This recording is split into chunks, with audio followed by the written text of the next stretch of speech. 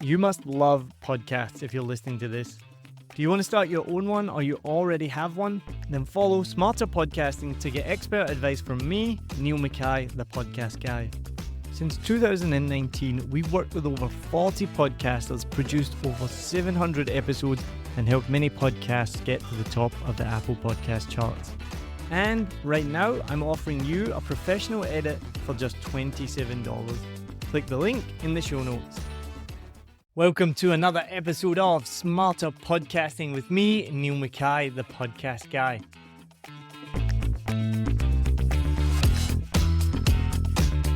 In this episode, I'm going to cover one of the most important questions you can find on Google.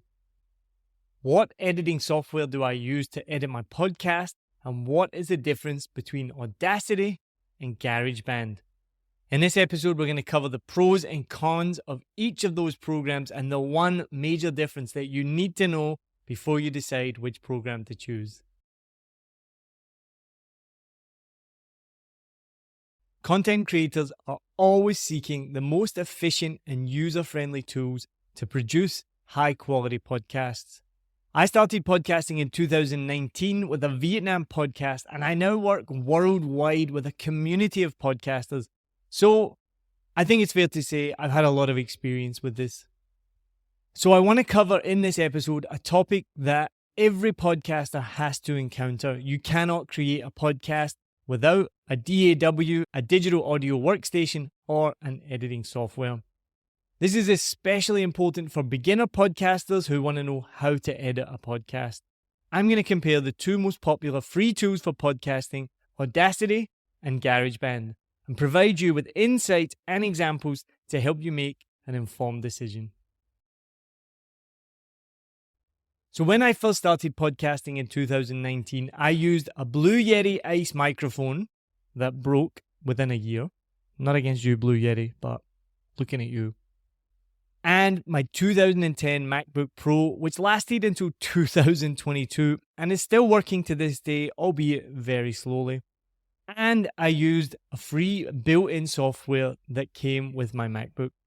Since then, I have tried Audacity a little bit, but for years now, I have been 100% recommending using Descript. The big difference is Descript isn't free. It is only $12 a month minimum, but it isn't free. Both GarageBand and Audacity are completely free. And if you're a Scotsman like me, or you just don't have any budget to work with, then that will be music to your ears. So let's compare the two of them so you know which one is best for you. Audacity is a free and open source digital audio workstation and has been a go-to choice for many podcasters for years. Audacity's compatibility with so many different platforms and operating systems makes it accessible to nearly everybody. This definitely aligns with my passion for helping podcasters, no matter where you are in the world, getting started with your podcast regardless of your budget. The three main pros are it's cost effective, its open source nature means that it will always be free, which makes it really appealing for anyone who's starting out who doesn't have much of a budget. It also has an extensive selection of plugins and effects that you can fine-tune to your podcast audio and your exact preferences. This flexibility is great. And number three, it has multi-track editing. The ability to work with multiple tracks allows you to seamlessly integrate music, sound effects, and interviews and enhance the overall production quality of your podcast. Now the cons. There is a bit of a learning curve with Audacity. Its vast array of features can be overwhelming for newcomers if you've never seen a digital audio workstation before. It doesn't take too much to learn how to use it, but it can be overwhelming when you first open it. And the user interface, while it's functional, it seems pretty outdated compared to most modern softwares that you'll see. If you look at the picture here, you'll see what I mean. So, GarageBand, the Mac user's delight. GarageBand has gained a strong reputation among Mac users. As somebody who's worked in comedy, fundraising, and podcasting, I know the importance of using tools that are not only effective, but easy to use. The main pros are it has a user-friendly interface. It's much easier to use, and while it's still outdated, more modern than Audacity. So it's good if you're new to podcasting and allows you to get started right away without feeling like you're lost in a maze of features. The biggest pro is that it is available on all Mac products. If you have iCloud, then it means you can also save it in the cloud and you can use it on different devices. It is available on iPad and iPhone. One of the biggest pros of GarageBand, though, is the built-in sound library. I know the importance of sound effects to enhance storytelling, and GarageBand's extensive sound library has saved me time and effort, allowing me to focus on creating the best episode possible. Now, into the cons. Now, as much as I do love GarageBand, it's exclusively available for Mac users. You cannot use it if you don't have a Mac. So while this worked for me when I had a Mac, which I no longer do, it poses a challenge.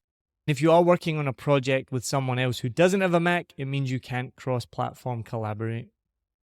And it does have limited advanced features. So if you are looking for advanced editing features, GarageBand might fall a bit short. But as someone who's focused on building communities and helping podcasters find their voice, sometimes simplicity is key. Audacity is the most popular free sound editing software on the internet.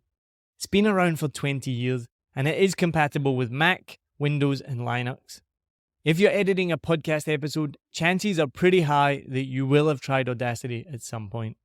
It can record, post-process, normalize sound, trim, fade in and out sounds, and it makes you feel like you're an absolute professional sound editor, even if you've got no experience.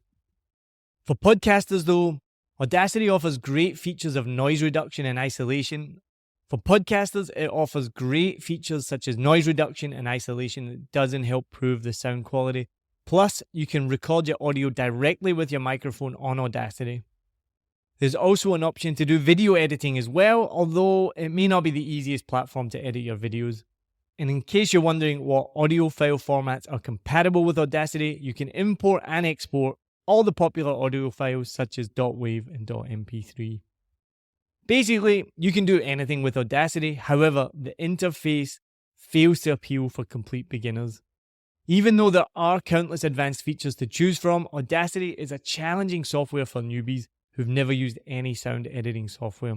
So if you happen to look for a beginner-friendly interface and you have a Mac, maybe this one's for you. And this is the biggest difference between Audacity and GarageBand. GarageBand has been sitting on your MacBook and you may not have even known it, and it is only available for Mac users. GarageBand is a completely free digital audio workstation for Apple users. You can easily edit your podcast episodes and even create music. Similar to Audacity, on GarageBand you can record and play back audio files. However, the interface is so much more intuitive if you're a newbie. GarageBand is also great for sound manipulation where you can reverb, echo, and distort the audio any way you wish with built-in plugins. Since it is a music program originally, it includes virtual instruments and pre-recorded music for musicians too. So if you are a beginner podcaster and you have a Mac, GarageBand is an easy way to start editing podcasts. Now, you may also be wondering, well, if it's free and built into MacBook, surely that's for amateurs. Professionals would never use GarageBand. Actually, not true. Rihanna's Umbrella was edited on GarageBand. So you can confidently say that GarageBand is a great option for both beginners and professionals. So to sum up, it's decision time. There's 3 key factors. Number 1, your experience level. If you're well versed in audio editing and you value customization, Audacity might align better with your expertise. Number 2, ease of use. If a user-friendly interface and seamless integration are top priorities, GarageBand simplicity might be best for you. And number 3, collaboration needs. Depending on your interactions with other podcasters, Audacity's cross-platform compatibility could be a strong advantage. And a big thing to consider, which is easier, GarageBand or Audacity? It really depends. GarageBand is generally considered to be easier to use compared to Audacity, especially for users that are new to audio editing and podcast production. GarageBand's user-friendly interface, intuitive controls, and seamless integration within the Apple ecosystem make it a popular choice among beginners who are Mac users. Its drag-and-drop features, built-in loops, and visual layout contribute to its simplicity, allowing users to create podcasts with relative ease.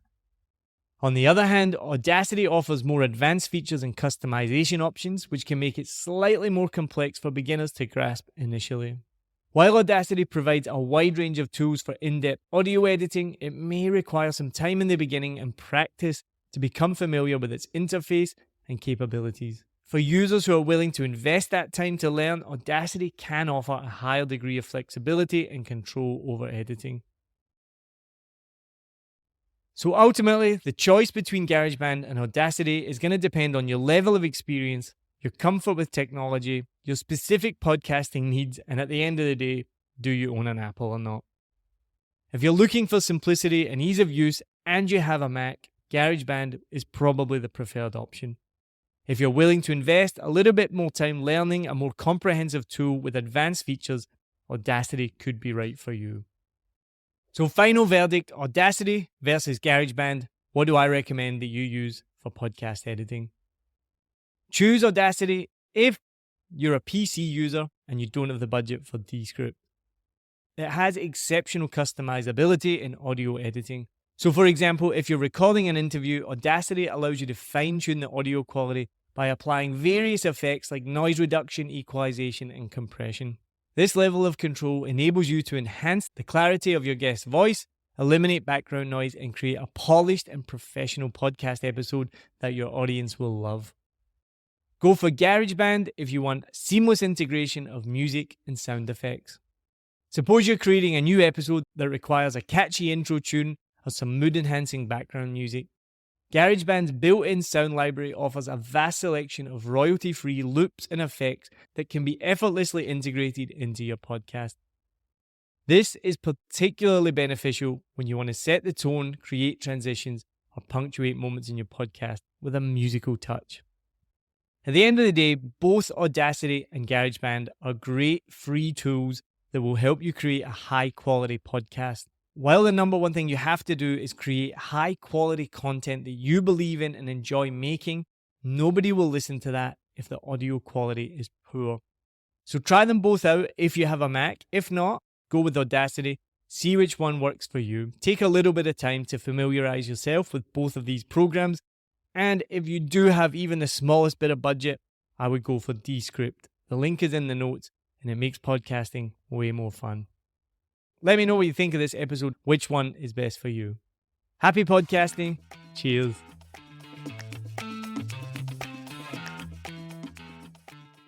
Hi, my name is Sal Jeffries. I run the Mindset, Mood and Movement podcasts. I've been working with Neil at 7 Million Bikes for the whole of this year, literally from the start of my podcast to date. And I want to say a couple of things. So when we record the podcast, sometimes there are things that I need tweaking. There could be edits or clips. It's really simple. I give those instructions to Neil, he gets it sorted. There's sometimes a sound level differences between the guest mic and mine. Again, that's all sorted so the outcome is a really balanced sound. And also if there are issues with voice, little kind of sound interruptions, all those things that can distract a listener, Neil knows exactly what to do, cleans it up. The end result, a highly professional, beautiful sounding podcast without distraction. That's exactly what I want. I know my listeners do. So if you're interested in having that level of podcast and that kind of quality, Neil is a great guy and I highly recommend you speak to him.